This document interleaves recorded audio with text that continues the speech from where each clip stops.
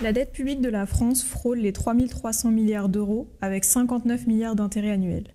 Le pays est endetté à 120% de son PIB et pourtant on entend souvent que la dette n'a plus d'importance. Peut-on vraiment s'endetter à l'infini et où est la vraie limite? Alors, la dette n'a plus d'importance, c'est déjà un postulat qui est faux. C'est-à-dire que la dette a forcément de l'importance et je vous donne un exemple concret. Si demain, vous allez voir votre banquier et vous lui dites, écoute, j'ai emprunté 10 000 euros sur un crédit conso, prête-moi 20 000 parce que ça n'a pas d'importance, je pense que la discussion se terminera assez rapidement. La dette a forcément de l'importance pour une raison qui est très simple, c'est qu'à chaque fois que vous vous endettez en tant qu'État, vous endettez pas vous, mais vous endettez la génération d'après. Parce que c'est pas vous qui remboursez, c'est les enfants et les petits-enfants. Et ce qu'il faut aussi bien comprendre, c'est que le déficit budgétaire qu'on a aujourd'hui en France, bon, il a été créé par les générations d'avant, pour tout un tas de raisons. On n'est pas là pour dire si c'est bien, si c'est pas bien et trouver un coupable, mais si aujourd'hui on prend la décision consciente de continuer à s'endetter, il faut juste être conscient du fait qu'on va endetter nos enfants, nos petits-enfants, on leur laissera un pays dans un pire état qu'on l'a trouvé. Donc non, s'endetter sans limite, ça n'est pas sans conséquence. Et ça revient à si vous voulez, jouir aujourd'hui du travail non fait de demain. C'est comme si vous profitiez aujourd'hui d'un travail que vous n'avez pas fait en espérant que celui de demain travaille pour rembourser votre privilège. Donc c'est le plaisir immédiat contre le plaisir différé. Ça ne marche pas comme ça. En général, on s'endette, mais on s'endette pour de l'investissement, on s'endette pour des projets d'infrastructure, pour quelque chose qui va tirer le pays vers le haut. Aujourd'hui, en France, on est dans une situation assez complexe parce qu'on s'endette, mais on s'endette pour dépenser, pour jouir, pour maintenir un système social, mais qui n'est pas productif. C'est-à-dire que c'est pas quelque chose où, je vais endetter le pays France pour développer, je dis une bêtise, une usine qui va raffiner du pétrole et qui va enrichir le pays et qui va nous permettre d'exporter une matière première qui va remplir les caisses de l'État, qui permettra de financer les retraites parce que avec l'argent du pétrole, on va investir dans plein de pays et avec les intérêts, on va payer les retraites des gens, on va payer la sécurité sociale, etc. C'est pas ce qu'on fait. Nous, on s'endette pour donner des aides à machin, pour financer la retraite de bidule, et puis pour financer l'AFD, l'Agence française de développement. On va financer les projets écologiques en Chine ou je sais pas où, ou en Éthiopie. Voilà, quand on détourne l'argent public de cette façon-là, on s'endette pas pour quelque chose de productif, donc nos enfants ne seront pas contents. Donc la dette, non, on peut pas s'endetter sans conséquence. Voilà, ça c'est un postulat qui est faux. Existe-t-il encore un scénario réaliste où un État peut rembourser une dette de cette ampleur? Inflation, croissance, réforme drastique? Tout dépend du positionnement du pays sur la scène financière mondiale. Alors on a bien compris que les États-Unis ont un statut un petit peu particulier, principal émetteur de dette planétaire, et disposant de la monnaie de réserve planétaire. Autrement dit, les dettes des États-Unis sont financées par la totalité des épargnants de la planète à la recherche d'un bon mix entre le rendement et la sécurité, c'est-à-dire la certitude d'être remboursé, y compris avec de l'argent sorti de la planche à billets. L'Europe a un statut un petit peu hybride.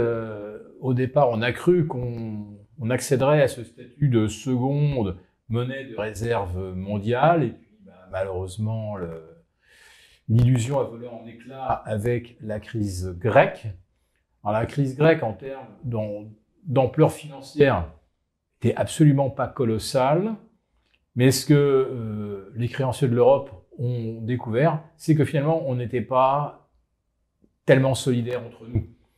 Aux États-Unis, vous n'avez pas un État qui va faire faillite. La Californie, en 2002 ou 2003, était quasiment ruinée à cause des bêtises d'Enron et du coût de l'électricité. Les autres États compensaient. On n'a jamais entendu parler d'un risque de faillite du Dakota du Nord. En Europe, donc, on dit que la Grèce a fait faillite, que l'Italie a failli y passer, que la France pourrait même y passer, être mise sous tutelle. Donc, on va dire que nos marges de manœuvre sont bien moins importantes que celles des États-Unis. Elles restent en revanche supérieures à des pays qui sont très très dépendants de créanciers extérieurs, ce qu'on appelle généralement les pays en voie de développement, qui bénéficient de prêts du FMI, essentiellement de prêts en dollars. Et là, si la situation budgétaire se dégrade, comme on dit, on peut aller à game over, comme l'Argentine, comme le Sri Lanka, et l'exemple ultime étant le Venezuela. Voilà. Donc, on va dire que la France bénéficie encore d'une grande mansuétude des créanciers, bénéficie encore d'un soutien quasi inconditionnel de la BCE en tant que deuxième pays en termes de surface économique de l'Europe, mais on a quand même le sentiment qu'on est peut-être plus très loin d'atteindre les limites de ce qui sera toléré par nos créanciers. Et nos créanciers, en fait, ils sont extrêmement cyniques. Ils savent que la France est un pays extrêmement corrompu, qu'il y a énormément de gaspillage, énormément d'argent, comment on pourrait appeler, distribué auprès des obligés du système. C'est ce qui donne lieu, pour que ça ait un aspect un peu légal et honorable, ce qui donne lieu à la création des agences nationales, des comités d'experts, des commissions et sous-commissions rattachées à un ministre, les ONG. Bon, si on importait en France une sorte de doge, il y a 90% de ces agences, commissions, sous-commissions et ONG qui fermeraient immédiatement. C'est une véritable pompe à fric qui est destinée à récompenser, on va dire, les bons soldats du système. Sans compter également 2,5 millions de cartes vitales. Bon, j'ai l'impression qu'il y a quand même quelques personnes qui en profitent. On a également le coût des services hospitaliers gratuits offerts à la planète entière. Et là, je parle pas de dizaines de millions ni de centaines de millions, je parle bien d'une échelle de milliards. Or, on s'aperçoit que on va aller chasser quelques déficits par-ci, quelques déficits par-là, désindexer les retraites pour économiser 2 milliards. Alors que des économies de 10, 20, 30 milliards, on peut les faire immédiatement en supprimant toutes les choses que j'ai évoquées. Aux États-Unis, le Department of Government Efficiency, DOGE, porté par Trump et soutenu par Elon Musk, audite actuellement l'argent public et expose le gaspillage massif. Peut-on espérer voir émerger une initiative similaire en France ? Quelle réalité dérangeante cela révélerait-il selon vous ? Alors pour le DOGE, c'est une excellente initiative qui a été mise en place aux États-Unis, qui consiste justement à, si vous voulez, à faire un audit des comptes de l'État, c'est-à-dire avec une petite équipe qui est formée en fait de jeunes, aller regarder un petit peu où passe l'argent du contribuable américain. Et puis ils ont révélé quelques loups en fait. Ils ont révélé que l'argent des Américains était dépensé dans, par exemple, des retraites de personnes qui auraient 150 ans, 170 ans. Donc en fait, on se rend compte que dans leur système, il y a en fait un manque de contrôle justement sur comment est utilisé l'argent du contribuable. Mais pas que. Il y a eu de l'argent qui a été détourné pour financer des associations à l'étranger et très probablement des actions politiques en fait. On va financer des mouvements dans différents pays avec l'argent du contribuable. Donc ça, c'est quelque chose qui s'est passé aux États-Unis. Est-ce qu'on pourrait voir une chose similaire se mettre en place en France ? J'ai envie de vous dire, nous, on en a envie, en tant que citoyens, que ce genre de choses arrive pour une raison qui est simple, c'est que si on économise on taille dans les dépenses, forcément, on aura besoin de peut-être moins taxer le contribuable, à savoir le travailleur français, le chef d'entreprise français. Mais je vais vous répondre de façon réaliste, je ne pense pas que ça se mette en place, en tout cas à court terme en France, pour une raison qui est très simple. L'État, n'oubliez pas, est un des principaux employeurs en France. C'est-à-dire que l'État aujourd'hui emploie énormément de personnes en France et il y a beaucoup d'emplois qui sont des emplois soit fictifs, soit des emplois, on va dire, doublons, qui ont été créés par l'État pour éviter d'avoir trop de chômage, d'accord ? Donc c'est pour ça que vous avez notamment des gens, et vous vous en rendez compte quand vous allez solliciter les services publics français, vous dites, mais attends, cette dame, elle sert à quoi ? Parce que j'ai déjà parlé avec cette dame qui est censée me faire mon papier, pourquoi est-ce que je dois voir 2 ou 3 personnes différentes pour la même chose ?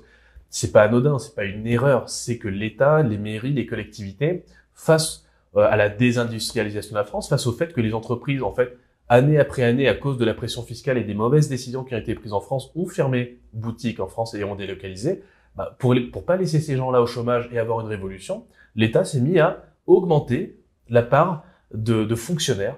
Et donc, si vous voulez, si demain on va auditer et couper tous les emplois qui sont inutiles, il y aurait des millions de personnes qui seraient au chômage. Ça créerait une révolte sociale qui serait absolument gigantesque.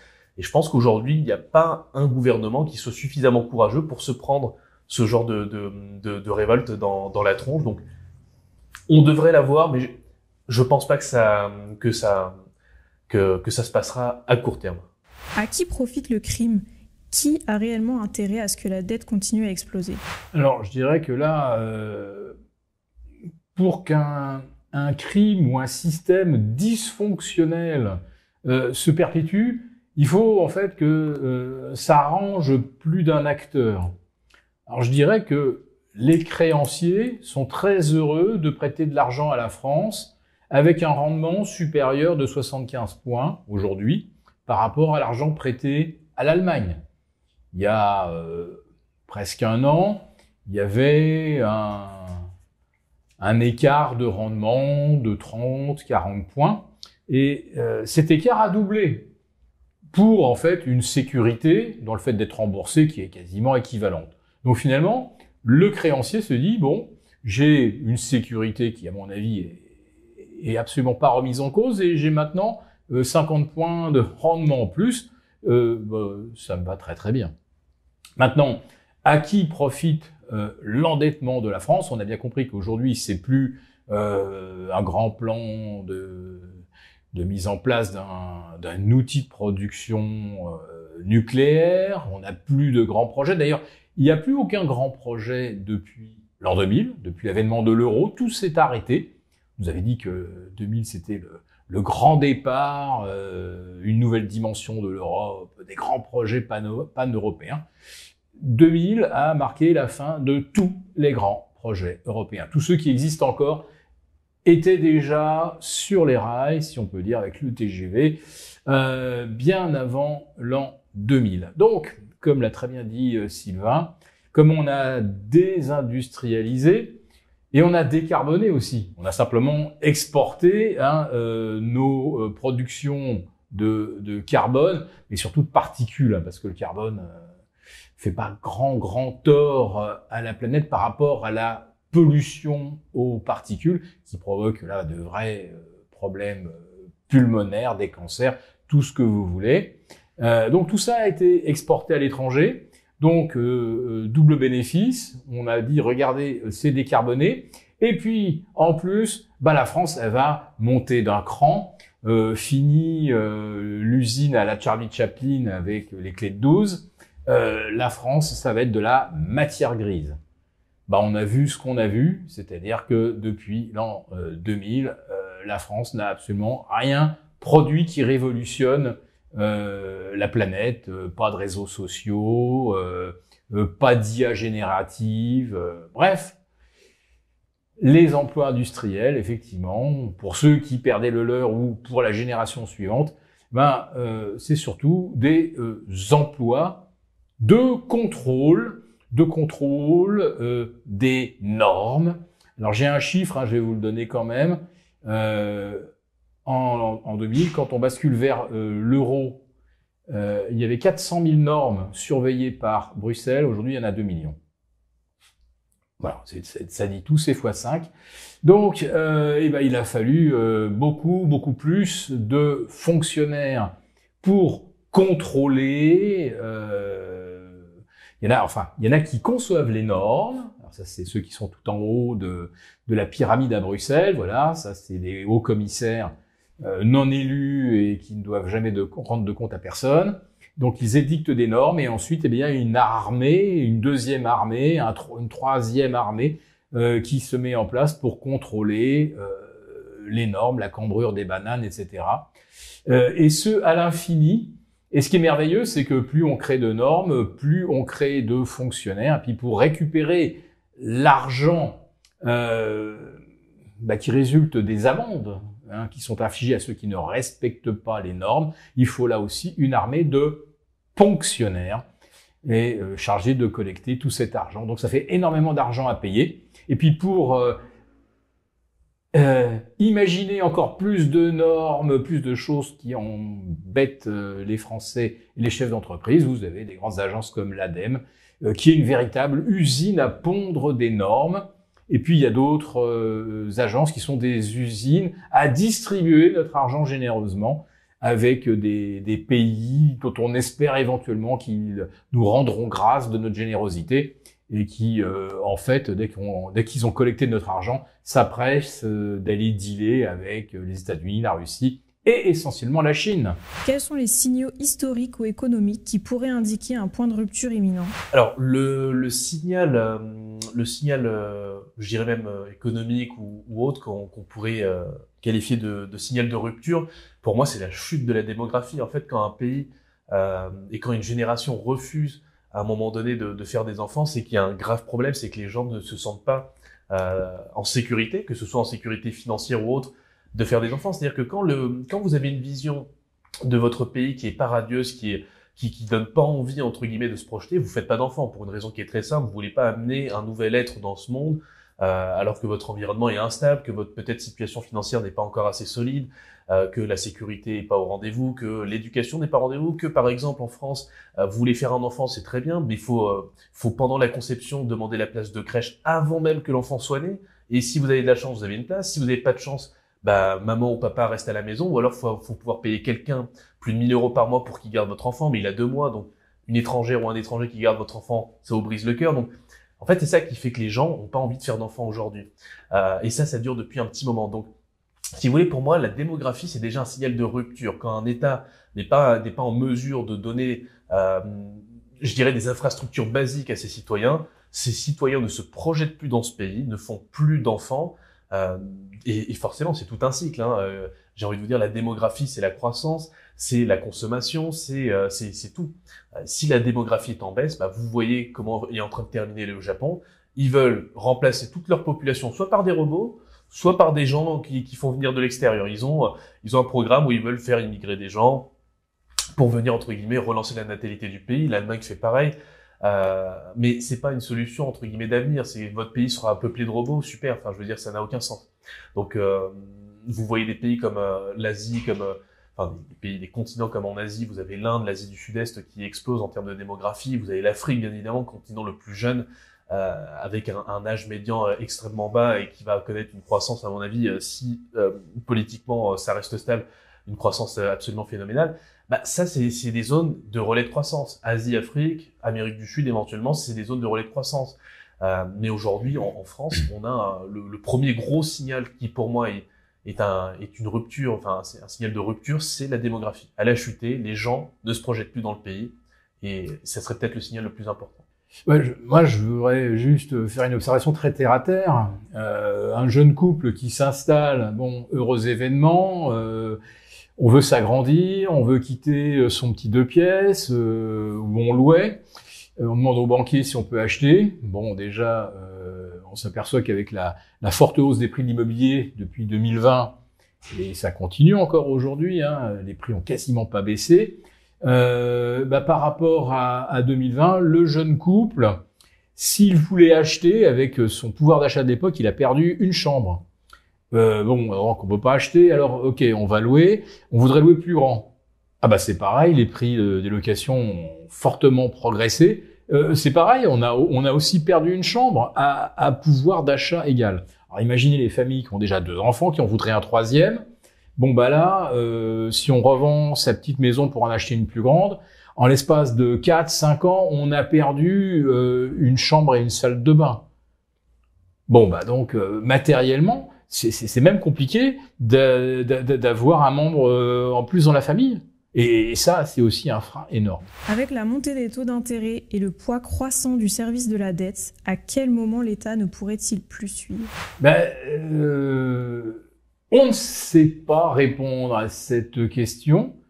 Tout ce que l'on sait, et ce que Sylvain a déjà souligné, c'est qu'il y a un moment, d'un seul coup, ça ne passe plus. Donc tout se passe bien jusqu'au jour où ça se met à mal se passer. Et on ne sait jamais vraiment quand est-ce que ça va mal se passer. Alors si quand même, on le sait, c'est quand BlackRock, d'un seul coup, ou Vanguard, ils commencent à liquider, on les voit plus, alors ils liquident ce qu'ils ont en stock de ta dette, et puis ils sont pas là aux émissions du lundi. Alors là, le jour où BlackRock, Vanguard sont pas aux émissions de France Trésor, là, comme c'est les initiés du plus haut niveau, là, on se dit que là, les choses vont effectivement mal se passer. Mais si BlackRock n'est pas là, ça se sait tout de suite. Et la catastrophe, elle survient dans la semaine, en fait. Voilà, pour répondre, on ne sait pas, on peut pas dire quand ça va se casser la figure, mais on sait quel sera le signe précurseur, c'est que les principaux créanciers sont plus là. La France a déjà perdu son AAA. Que se passerait-il si elle tombait encore d'un cran de AA à A selon les agences de notation? Alors, si la France passait de AA à A ou même BBB comme vous voulez, les conséquences seraient en fait dramatiques pour une raison qui est simple. C'est que ces agences de notation, c'est un petit peu, si vous voulez, c'est un label, d'accord? On va schématiser, c'est un label. C'est-à-dire que vous êtes un État, vous voulez emprunter de l'argent sur les marchés financiers, il y a un label que vous pouvez vous payer, c'est le AAA, le AA, ce que vous voulez. Ça va dicter le coût de votre argent, ça va dicter votre coût d'emprunt. Typiquement, si vous êtes un pays qui bénéficie d'une très bonne note donnée par les agences de notation, vous allez emprunter à des coûts qui sont peut-être de 0,2%, 0,5%, ce qui vous permettra d'avoir de l'argent quasiment gratuit et vous pourrez le dépenser pour financer vos dépenses d'investissement, construire des infrastructures, des raffineries de pétrole, ce que vous voulez, des projets qui sont censés améliorer votre économie. Sauf que la France, elle a bénéficié d'une très bonne note, mais qui n'était pas justifiée jusque-là. En fait, si vous voulez, on a toujours mal dépensé notre argent, mais comme on bénéficie d'une très bonne note, on empruntait de l'argent de façon gratuite à 0 et quelques, vraiment très pas cher, enfin très peu cher. On a fait survivre notre système social et nos dépenses. On a dépensé plus que ce qu'on gagnait parce qu'on avait de très bonnes notes. Si les agences de notation venaient à dégrader la note de la France, ce qui est déjà le cas, mais s'ils le faisaient encore plus, au lieu d'emprunter actuellement à 3 et quelques, on emprunterait peut-être à 5, 6, 7, 8%, mais notre taux de croissance n'est pas de 5, 6, 7, 8%. Ce qu'il faut comprendre, c'est que si vous empruntez à 5%, il faut que vous ayez une croissance de 10% pour compenser, d'accord? Vous gagnez 10, vous rendez 5, il vous reste 5 en stock, c'est votre croissance, c'est votre réserve. Là, aujourd'hui, la France doit avoir une croissance de quoi? 1, 2%, et encore, c'est les chiffres officiels. Moi, je pense qu'en réalité, on est en récession, ce qui veut dire qu'en fait, on perd peut-être 1, 2 ou 5% par an, on n'en sait rien, mais qu'on emprunte à 3%. On crée, si vous voulez, un déficit. Ce déficit, c'est comme si vous aviez des économies que chaque mois, chaque année, vos économies, elles baissent parce que vous dépensez plus que ce que vous gagnez. Vous gagnez 2 000 euros, vous dépensez 3 000 euros. Et vous avez 10 000 euros en réserve. Combien de temps vous avez d'avance? Vous avez 10 mois d'avance avant d'être en banqueroute. Nous, c'est un peu le cas. Sauf qu'on est peut-être même déjà sur les rotules. C'est-à-dire que les réserves, on les a peut-être déjà bouffées. D'accord? Donc, dégrader la note de la France, ça reviendrait à accélérer la chute de la France parce que, au lieu, je dis une bêtise, vous gagnez 2 000, ça vous coûte 3 000, on passerait de 3 000 à 4 000. Donc, au lieu de perdre 1 000 euros par mois, on perdrait 2 000 euros par mois. Et donc, les réserves, elles mettent pas 10 mois à s'épuiser, elles mettent que 5 mois. Voilà. Autre écueil, comme je disais, c'est les grands institutionnels qui sont les principaux acheteurs de la dette. Bon, il y a ceux qui sont obligés de le faire, c'est-à-dire les banques françaises et les compagnies d'assurance. Voilà, donc ça, ceux-là, on sait qu'ils seront toujours là. Par contre, il y a des tas d'investisseurs institutionnels et, on va dire, souverains, et qui, eux, ont des politiques, c'est-à-dire que ils n'achètent pas, par exemple, de dette en dessous de AA. Donc, si d'un seul coup, la France descendait d'une catégorie, il y a des fonds souverains, singapouriens, saoudiens, émiratis, norvégiens et autres. Et d'un seul coup, ils diraient, eux, ils rentrent plus dans le scope. Ils ont plus la notation suffisante. Donc, du jour au lendemain, d'un seul coup, ce sont des créanciers qui vont disparaître. Eux, ils seront plus là, non pas parce qu'ils pensent que ça va mal tourner comme BlackRock, parce qu'eux, ils sont vraiment bien au courant. Eux, ils vont se dire, moi, c'est juste mécanique. Moi, j'ai plus le droit d'aller sur un émetteur A. Parce que s'il perd encore un cran, il va passer à triple B. Et alors là, le B, j'y ai pas du tout droit.